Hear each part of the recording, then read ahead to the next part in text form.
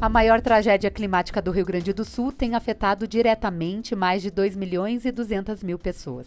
São mais de 150 vítimas fatais, 104 desaparecidos. Só na Serra Gaúcha são 7. 72 bombeiros militares trabalham nas buscas na região.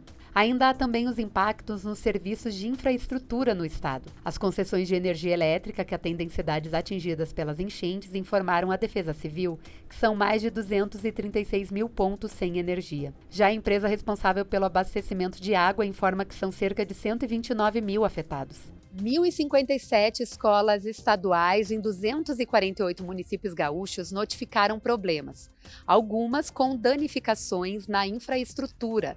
Outras estão servindo de abrigo.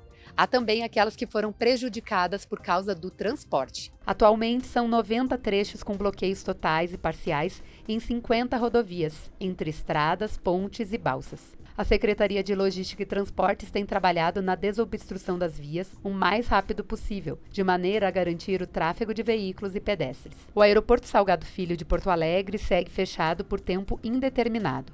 Os aeroportos regionais têm absorvido essa demanda e estão recebendo novos voos comerciais. São eles: Passo Fundo, Santo Ângelo, Pelotas, Uruguaiana, Santa Maria e Caxias do Sul.